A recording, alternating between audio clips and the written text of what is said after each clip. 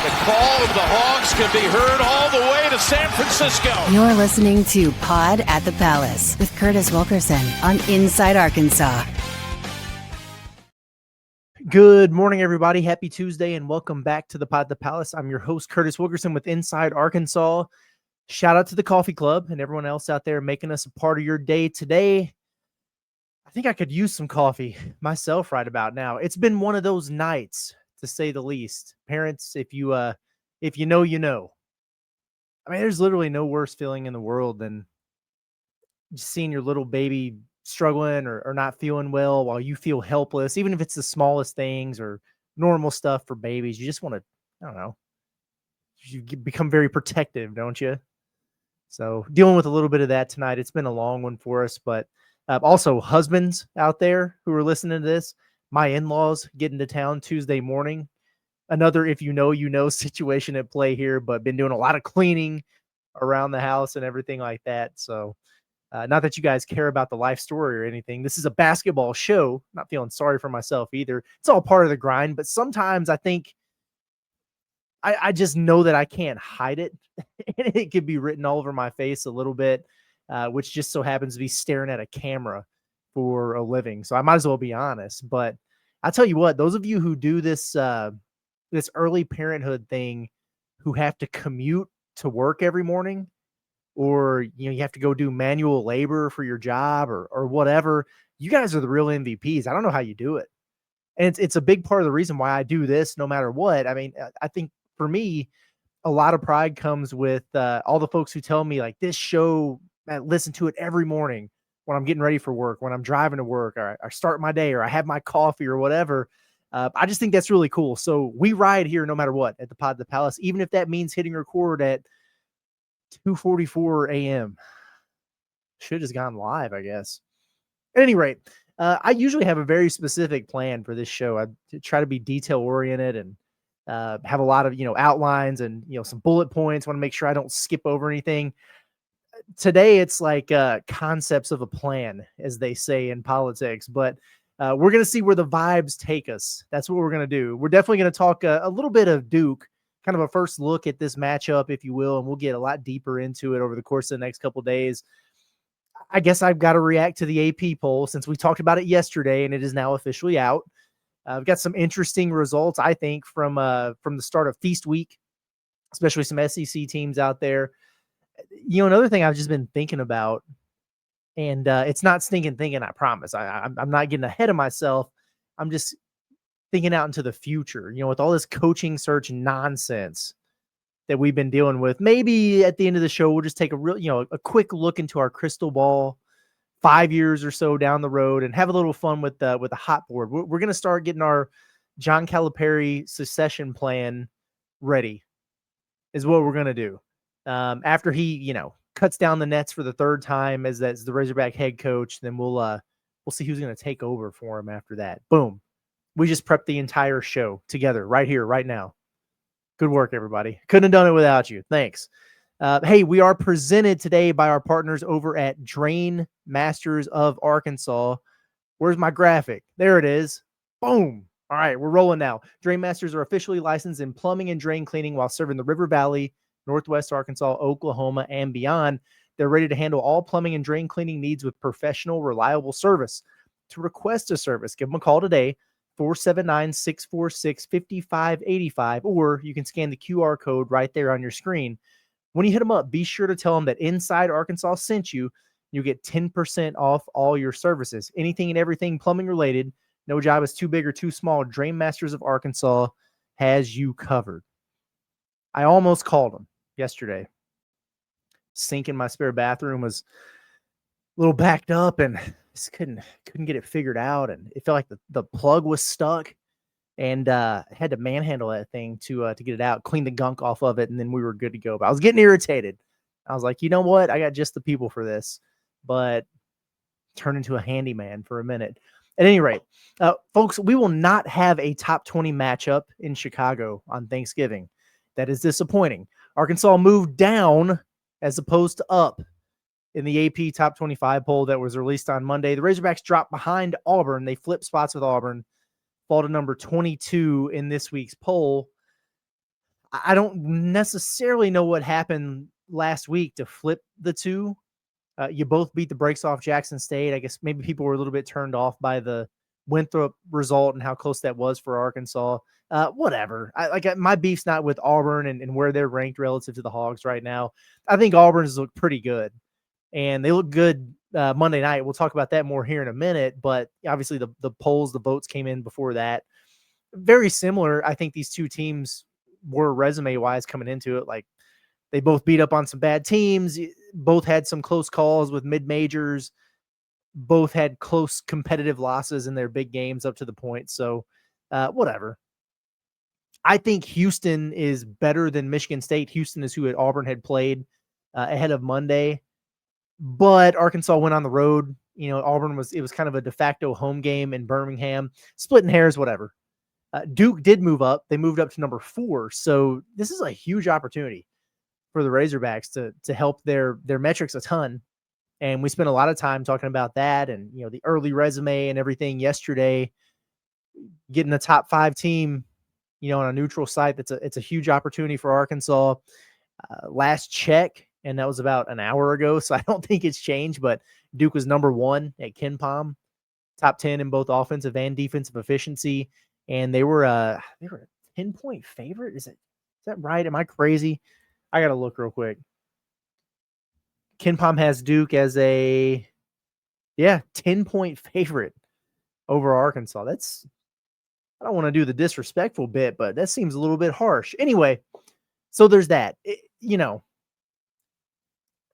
It won't do much by way of the polls for Arkansas to win this game. I've resigned myself to that. It's, a win will probably keep you in the rankings. Like they'll probably bump, if Arkansas is 22 and you beat Duke, maybe you move up to 20 or 19 or something. It's crazy. A loss, and this team probably won't be heard from again in the AP poll until like January or whatever. It just seems like that's life for Arkansas.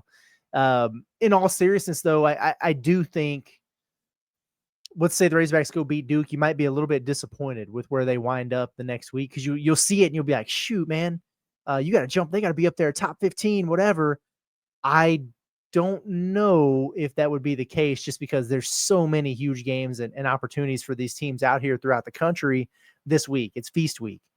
So I think the poll, you're going to see it kind of flip on its head a little bit as we move forward here. But whatever. Other things in the AP poll, that we talked about yesterday. So, shout out to Kentucky. They moved down 7 spots. That's interesting. But they're staying in the top 20 for virtually no reason at this point. So Arkansas loses to Michigan State. They drop 7 spots. Kentucky loses to Michigan State. Worse, and in a more favorable environment. They lose by, they drop 7 spots. I guess that's just the price you pay for losing to Tom Izzo in November. You're going to get dumped 7 spots, man, in these polls.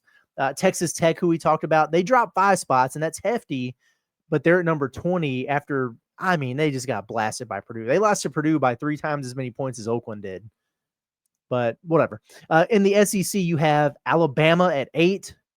They took a loss Monday. Florida at 10, Tennessee 17, Kentucky 19, Auburn 21, Arkansas 22. Vandy jumped in there at number 24 this week. Good for the Doors. Good for them. The net rankings, by the way, the official ones come out Monday. So I can't wait until we yell about that. Like, don't get too excited. The next time we're happy with where Arkansas debuts in the net rankings will be the first time that we're happy with Arkansas debut in the net rankings. The Warren Nolan projections, that was the team sheet that we used yesterday. Last check still had Arkansas at 35. I'm of the thought process that if they beat Duke, I would think the Razorbacks would be top 25 in the net going into this. It's hard to say because you have to factor in every other team, but at that point, you've got a true road game at Michigan State, a 1-possession loss.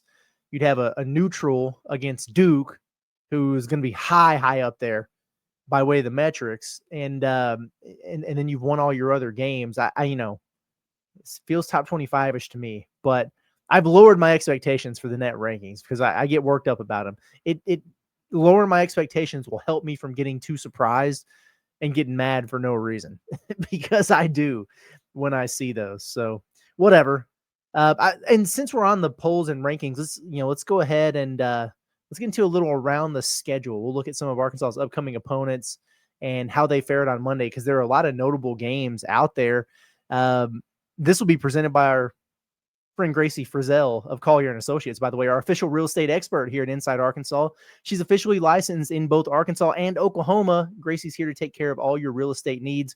Give her a call today, 501-690-3868 for questions on all things real estate, or check her out on Instagram at Gracie Frizz. It's Gracie Frizzell of Collier and Associates, the official real estate expert of Inside Arkansas. During baby duty, at least when I had him napping or he's chilling on the bottle or whatever, had my eyes on some of these games, watched pretty much the entire second half of Bama Gonzaga on and off there. What a gauntlet for Alabama, by the way. Good grief. At St. John's, they played Purdue, Illinois, now Gonzaga. I got to say, though, I don't know if you guys watched it or not, the Tide met their match tonight. Like, Gonzaga kind of put it on them. They look like an absolute wagon. It was the LeBaron Philon show for Alabama. Not much beyond that. So they took a loss. They lost by double digits there, or nearly double digits, I guess. But they also have a couple great wins. It's just what Bama does. They play such a difficult schedule, and they take some losses early, but I think they've earned a lot of respect. They certainly have passed the eye test. For me, if you're a Razorback fan and you're thinking about the gauntlet that you have coming up here with these games over the course of the next month, it's 4 doozies. Can you come out of it like Bama has in their early run? Because they've split them. If you do that, I think it's a pretty solid win there for Arkansas. If you go 2-2 in these 4, you've got a couple marquee wins for the resume. Your strength of schedule is going to be through the roof. As long as you don't get your doors blown off by anybody, you will have earned a lot of respect. Now, I would love them to just go 4-0. That'd be cool. You know what I'm saying? But I don't want to say realistically speaking, but just having reasonable expectations. If they split these 4, they're going to be in a great spot, folks, going into SEC play. Who else? Tennessee played their first game against a team that we've heard of, and it was Rutgers, so take that for what it's worth. Like, Ace Bailey and Dylan Harper ain't walking through that door. Rutgers also sucked with them last year, so there's that. This is a Rutgers team that lost to Central Connecticut State by 13 points last week, so I'm not putting too much stock into this one, but Tennessee did blast them 85-60. Here's the formula for Tennessee. Jacoby Gillespie and Nate Ament are going to score all their points, and they're going to play really good defense, and they're going to be physical on the interior. That's what they do. We'll see how far that takes them, but that is going to be the formula for that basketball team. Auburn, we talked about them a minute ago, picked up a really nice win, and they look good doing it. Beat Oregon by 11. And Oregon, they're not ranked. I don't think they were ranked in the top 25, but that's a tournament team. They got, Jackson Shellstad and Nate Biddle. It's a pretty good squad. And Auburn looked good. When Keyshawn Hall and Tahad Pettiford are locked in, they're going to be tough to beat. Credit to Stephen Pearl, too. That's a nice win for him. He's only, 5-6 games into his tenure. That's a good one. Coached a good game. Give him credit where it's due. Shout out to Quinn. I think he's out there in Vegas watching them. If I redid the power rankings today, I would put Auburn ahead of Arkansas based on that win. It's only fair. Let's see others in the SEC as I scroll through the scores here. Oh yeah, so this is our first official submission to the might be ass list, and it's Mississippi State. They got some big problems over in Starkville. I had them in last place, I think, yesterday in the SEC power rankings. They validated that. They should have lost in regulation at home to New Orleans. They got that game to overtime. They squeaked it out. They won by 3, but they just have not looked good this year. Something's going on with Mississippi State. Chris Jans has a bad basketball team at the moment. They've got a lot to figure out there. I watched, before I finished up some things around the house, I was watching Texas, Arizona State, by the way. Arizona State won that game. They've got this little guard that went for 36. He looked really good. They got the big man from Africa, Jop, that Arkansas was loosely tied to for a minute there. He's really good. I got to be honest. unironically, I am way more impressed with Texas when Tremont Mark is not on the floor. And it just so happened that they were down 1 in the final seconds, and he got the touch and slipped and turned the ball over. And they lost to Arizona State in this game. I like Dalen Swain. The big man from FAU is actually, he's pretty mobile. He's good. I don't know that Texas is a tournament team. Bubble, maybe. I don't know. I need to see more. I want to write him off. It's too early for that. I think Sean Miller is a hell of a coach, but I just have not been impressed with them so far. I don't think Arizona State is going to be that good either. They got a couple players who can go get them, but I don't know. Outside of the SEC, Louisville, they beat Eastern Michigan by 40. They're very Alabama-like, Louisville is. They play super fast. They, attack you off the dribble, kick outs, a lot of drive and kick threes from that team. Not overly imposing in the post, but they have guys who, play their role in there, like Snodafru. They need somebody to grab a rebound. He'll do that for you. So it's going to be a really interesting matchup in Bud Walton Arena. Louisville plays NJIT. We remember them, right, from baseball on Wednesday, and then they get a week off before Arkansas. So they're number 6 in the poll. They will probably come to Bud Walton Arena as a top 5 team. So it'll be back-to-back top 5 opponents that Arkansas faces out of the ACC of all conferences. And then Houston, watch a little bit of them, man. I know it sounds crazy. Don't get me wrong. Houston's very good. They're physical, tough. They've got all those Kelvin Sampson traits. They are vulnerable, though. They will get got here soon. It might be today against Tennessee. We'll see. But Arkansas can beat them. They need to get better over the course of the next 3 weeks before they play them. But Arkansas can win that game. They snuck out an overtime win against Syracuse on Monday. Syracuse, a bubble team. So I found that interesting. But again, they play Tennessee tonight. So Nate Ament, let's see how big of an old boy are you in that one. So some fun games coming up here. Arkansas plays on Thursday, obviously. I was watching Muss play out in Maui, which I never thought that he would get invited back out there again. But they beat Boise State and a lot of really good basketball. If that's your jam, then you're not going to be disappointed. And the games are all day. That's the beauty of it. They start in the morning. They go through late at night. So sign me up for all that. I love Feast Week. It's one of my favorite weeks of the year.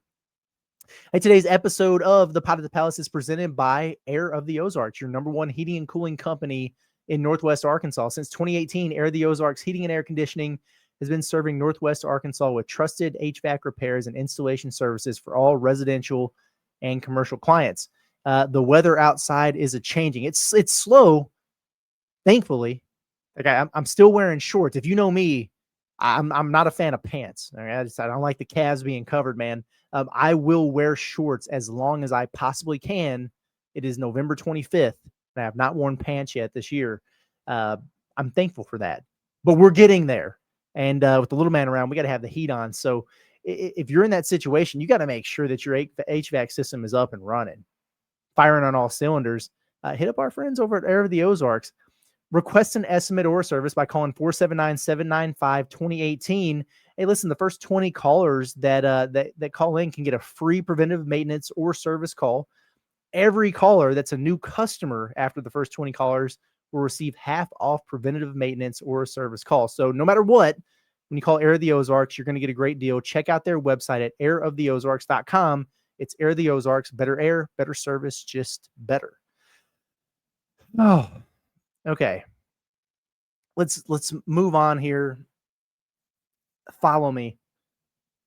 I'm going to try not to ramble too much, but I got to be honest, folks. I feel a lot of pressure for Arkansas heading into this game on Thursday. And I don't want to oversell it. It's not do or die. I mean, it's November. I understand that. But early season for a November game, this feels like a really, really big one for Arkansas. Obviously, it's a big game. You're playing Duke, whatever. But the outcome, it does feel pretty important to me. I guess for one, because you let that opportunity against Michigan State slip, and if this one happens and all of a sudden you're down to 3 in the non-conference and you really start looking at it going, all right, it's good that they're playing this tough schedule, but you got to get some of these wins for the resume here. I get it. But as we segue into a little bit of our opening our week's worth of Duke talk here, it's a long season. It's a marathon. It's not a sprint. I just feel like there's something to be said for keeping pace. And maybe that's it. Maybe I'm a prisoner of the moment. Like I watched Auburn get a big win. I'm seeing Tennessee getting some big opportunities here. I'm wondering what that's going to look like. All these teams out at Players Era in Vegas or Maui or wherever, a lot of folks out there are going to get a notch in the belt for their resume this week. And I just don't want Arkansas to be left out from that. We know at this point, Arkansas is, they're everybody's favorite team to fade, and John Calipari is everybody's favorite coach to hate. That's just kind of the way that it is, and that's okay. Kind of like that, right? But I don't know about y'all. I don't sense a lot of belief from the outside in the Arkansas Razorbacks. And while that should be expected by this point, it does drive me nuts. It gets under my skin. Not gonna lie, it does. You just hate being, counted out, or in some cases laughed at, like with the football program. That is the video that Iowa news station put out, making fun of the hog call and everything, and just blowing off that Matt Campbell could never consider Arkansas. Pissed me off, and it shouldn't have. It was all in good fun, but it did. It got under my skin. And when Razorback basketball gets discounted, it gets under my skin. Well, I need them to prove me right in thinking that this team could be special. In fairness to those who might be doubting, Arkansas hasn't looked great outside of a couple really impressive exhibitions. And I think we did a pretty good job of tempering what we took away from that. But it's funny because from those exhibitions, we kept saying, well, all right, we're not going to take too much away from this big picture or whatever. But what you can take away from some of those early results are where you're at in the moment. And it wasn't just us or me that felt this way, but it was also Cal and the players saying, hey, we feel really good about where we're at. We think we're ahead of schedule, or where we should be, or where we thought we were going to be. Well, haven't been so far. The flip side to this game, like Duke is, they're the villain in many respects, but they're also the national media darlings, aren't they? And you got to prime yourself up for Thursday, because we already know the glaze is going to be dripping off of the Duke donut in the broadcast. Like, it's going to be insufferable. So get your tweets ready, get irritated, start syncing up the radio broadcast with the television, whatever you got to do, but that's coming. We know that's going to happen. But going into this game, I feel sort of like I did before the Michigan State game, where it's just, guys, it's such a huge statement opportunity for Arkansas. Please, for a change, seize it. Seize the opportunity. If you want the country to know that you're here to stay, hand Duke their first L with millions of eyeballs fixated on you. Give them hell. You want to know why Auburn jumped you in the polls today? Because even though they lost against Houston, they passed the eye test. They looked really good. They got people's attention. And like Arkansas's loss to Michigan State has aged increasingly well. Like, it looks better by the day. But we all know that Arkansas didn't play particularly well at Breslin. They didn't. So I think there's something to be said for, the stars shine when the lights are the brightest. So is this Razorback team ready for the spotlight yet? There's zero doubt, no matter what happens on Thursday, there's no doubt in my mind that they will get where they need to be by the time it matters the most. But are they ready for that yet? I wonder. Truth is, Arkansas, more often than not, doesn't win in spots like this. I mean, I remember how dejected I was in Kansas City a year ago when, on Thanksgiving, when Arkansas was clearly just not ready for the spotlight against Illinois. In fact, we're coming up on, obviously the year anniversary, but my last conversation with the late, great, my dear friend Bob Holt, we shut down T-Mobile in Kansas City together. And we were walking out of that building that night talking about Arkansas. And we were kind of looking at each other going, are we sure these guys are good? Like, are we sure they're going to make the tournament? And I'll never forget that conversation as we walked out of there that night. It was the last time I saw him. But at any rate, we just talked about the Michigan State game that was just a couple weeks ago. I want to believe that the Hogs are going to rise to the occasion, rise to the challenge here. But if I'm being honest with myself, I'm not sure how much better this basketball team got over the last 4 games. I think they learned some things about themselves. I think some weaknesses were identified that they can correct. Maybe some things that they could take a little bit more seriously, scrutinize in practice, whatever. Will they level up in this spot? What did Darius Acuff and Malik Thomas learn from their experience in East Lansing that will make them better equipped to handle this game in Chicago? Is this where experience emerges? With DJ and Carter and Billy and Trevin, like only 1.5 of those guys showed up against Sparty. You need all 4 of them to be ready to roll if you're going to go over there and beat Duke. So the next 2 days on this show, I'm telling you right now, I'm going to talk myself and hopefully you into why Arkansas is going to go beat Duke. Hopefully it doesn't end with us, like Eoring around Thursday night in the post-game show. So there's that. But I got to tell you, I do love some of the storylines, matchups in this game. And again, we'll dive much, much deeper into the weeds of all this in a couple days. But think about it for a minute. And this really is a treat for people watching. If you're basketball junkies too, these are very different teams and styles of teams. But a lot of the way they're built, like the thought process behind the roster construction, there are parallels there. So, John Shire and Cal are 2 of the last men standing as it comes to the, just going all in on freshmen and one and dones and winning at a high level and doing it. So I think that's really cool. You've got the battle of the Fab Frosh here. I don't know about you guys. I feel like Darius Acuff and Malik Thomas are still pretty slept on nationally, but I would love for someone to find me a more dynamic freshman backcourt in college basketball. So hopefully the young Hogs wake folks up on Thursday. It's a wonderful opportunity for those dudes. At Duke, obviously they're led by, freshman phenom. They're carried by, to a degree, Cam Boozer. He's really good. The potential number 1 overall pick, no doubt top 3. 6'9", 250. He's averaging 21 and 10 with 4 assists and 2 steals. He runs a point forward. He shoots 37% from 3. I mean, we will probably do an entire segment like tomorrow on how the hell Arkansas is going to have to guard him. And I'm going to need an entire day to think about it because I'm really not sure what they're going to do. But you have it. Arkansas has advantages in other areas, so don't worry about it too much. But it's not just Boozer. I mean, they've got little bro, Caden Boozer as well. They've got Dame Sarr, a 6'9" wing, international star who's a true freshman. Those 2 have been more role guys there, but that's a ton of just 5-star, high-end freshman talent on the floor in this game in a year where freshmen have been the story of the season nationally.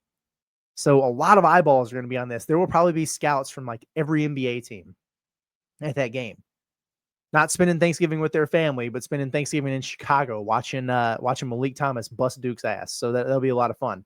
It's cool though, and it's not just the freshmen. I mean, you also have these super sophomores on both squads that are, they're being leaned on to do what? To step into larger roles and be key factors for their teams this year. I mean, we obviously know the importance of what Carter Knox and Billy Richmond bring to Arkansas. And both of them need to be locked in for this game if Arkansas is going to go win it. Thankfully, they're both coming off of awesome performances. I mean, they got to be coming into Duke with a lot of confidence. Last time we saw Billy Richmond, has he landed from some of his dunks yet? The dude was just taking flight the entire game. You got Carter with another double-double, an in-game windmill. So, I'm looking forward to watching those dudes play. Same idea for Duke, though. Cam Boozer, he really stands out. Like, he really pops on their stat sheet. But their other 2 leading scorers, double-digit scorers, they're averaging 13 apiece, are guys who were role players as freshmen that are being relied on much heavier in year two. Isaiah Evans, he had some flashes last season for Duke, and he's out there on the wing, has first-round potential, a big-time shooter who's coming into his own for them. And then they're replacing Kaman Malawach, their center, with Patrick Ngangba. Big 6'11" big man who cut his teeth as a backup a year ago, and now he's drawing NBA draft buzz. So, the more I think about it, the more similar these rosters are from that standpoint with their build. Different types of players, but if we're talking about the thought process behind it, of okay, our identity is with freshmen, but we've got some retention and we really need certain guys to step up. And then also, if both of these teams have like steady, reliable, experienced junior guards. Now that I think about it, excuse me, because Arkansas's got DJ Wagner, obviously. And then Duke has Caleb Foster Jr. I'm almost positive. Oh, excuse me. Throat's drying out. And then you also have a couple old head forwards who are like key defensive cogs in the front court. Malik Brown is that for Duke, Syracuse transfer. He was on their team last year, but he's kind of that guy, defensive specialist in the front court. And then Nick Pringle. I mean, is that not his role for Arkansas? Interior defender, pick and roll defender, rebounder, physical presence. Is it actually, it's pretty similar. I think it's interesting. Duke is as long as the day is long. They are as long as this day has been. Their starting lineup, I think, runs 6'4", 6'6", 6'9", 6'9", 6'11". They haven't given up more than 66 points to a team all season. I'm telling you right now, Arkansas is going to score more than 66 on them. I know it's what they hit against Michigan State. I promise you they're going to score more than 66 on Duke. Anyway, I'll slow my roll. I'm getting fired up thinking about this, and I don't want to do the whole preview tonight. We got 2 days to get through this. Anyway, let's move on and then wrap it up here. Just for funsies, because I was thinking about this earlier today, and I was like, you know what? I'm going to bring it up on the show. Why not? The football coaching search, it honestly is becoming the opposite of fun. It's just too long. It's too long for this. And Hunter Yurachek's no fun when it comes to doing these things. So I want it to be over. And it's getting ready to be. And by the way, I do think Arkansas is going to wind up with a good football coach that we can be excited about the future for. God, I hope so. Anyway, but one of these days, 4 or 5 years down the road, when we will have to live life without John Calipari as the head hog. And you think that's crazy, but remember just a couple years ago when we were thinking, man, what do we do without Eric Musselman? You know what I mean? Hey, is he going to retire here? I know he only stays places for 3-4 years at a time, but I just can't even imagine who would take over for him. Well, it was an active Hall of Famer. So you'll be all right whenever that day comes. But do you guys think SARACEN will put out the early odds on favorites to take over for John? Who's going to take over for John Calipari in 2030 or whenever his 5-year contract is up or whatever? Listen, I hope that he stays out his entire contract. Not that he would leave to go anywhere else. That's not what I'm saying. But he does scare me a little bit sometimes when he goes on his transfer portal rants and everything. And he's like, hey, I want to help this many more families, but if this just becomes transactional and I feel like I can't be transformational, then I'm out. And then I see kind of the way things are with college basketball. And I'm like, I don't want to get pissed and leave at the end of next year or something. I don't think it's going to happen. But let's say the job opened in 2030. Who would be on your list? Because it'd be different than what it is right now, sort of. But I think some of the familiar names would be the same, right? Would Chris Beard still be on everyone's list? Or did he piss you all off when he decided to stay at Ole Miss a couple years ago? Still going to be young. He's still going to be winning at a high level. It feels like he's just supposed to be the Arkansas coach at some point. I still sort of feel that way. Not as strongly as I did when he was at Texas or whatever, but I got to tell you, Well, actually, if we're thinking along those lines, like the guys who were involved in the last coaching search, what about Will Wade?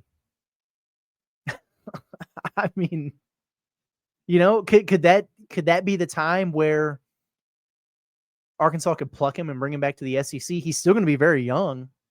I think he's going to kill it at North Carolina State. I wonder how long he's going to stay there. I bet he stick around for 3 years or something. You go get him, maybe. I'll tell you what, we're talking about the football hire.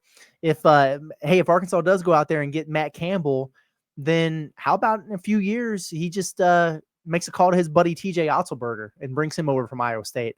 I love me some TJ Otzelberger. I think he's one of the best coaches in the country.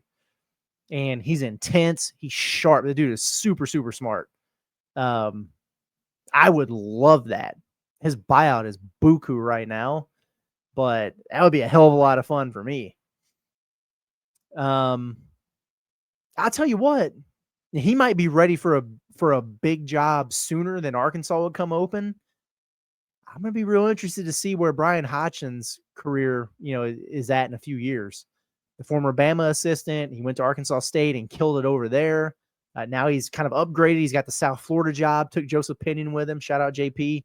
I think he's going to be a monster in the coaching profession. Modernized style of basketball, ruthless recruiter.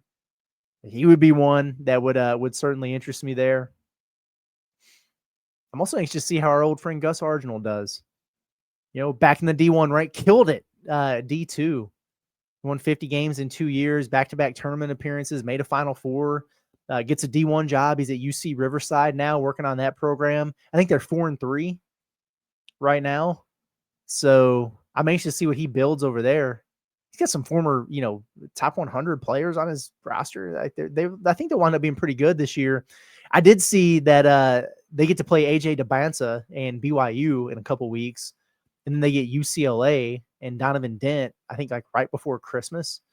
So got my eyes on Gus, man. You never know what the future could hold. Anyway, there you have it though. So, okay. Version 1.0 of the 2030-ish Arkansas basketball hot board. We've got Chris Beard, Will Wade, TJ Otzelberger, Brian Hodgson, Gus Arginal. Then there were 5. We'll update. We'll add and subtract as needed. We'll do this once a year. Oh, man. Anyway, okay. I'm going to get out of here for the night, the morning, the day, whatever it is at this point. Really appreciate everybody for tuning in. Shout out to everybody who has, sent well wishes and kind words. I had some really nice things said to me on social media on Monday. Made me feel really good. I really do appreciate that stuff. So for those of you who listen and tune every day, thank you so much for that. If you're not subscribed to the YouTube channel, if you are one of those people who listens every day and you haven't subscribed to our Inside Arkansas YouTube channel, just click it. It's no biggie for you. You're not signing up for anything, but it does help us because we're trying to spread awareness around here. We're pretty happy with where this thing is headed at Inside Arkansas. We're excited about it. It's really taken off faster than we thought. And we thought we were going to be headed to the moon, but we're getting there quicker than we thought we were. But we want to continue growing. And with every subscriber that we get, it increases our reach and, puts us in that algorithm and more people can see what we put out there.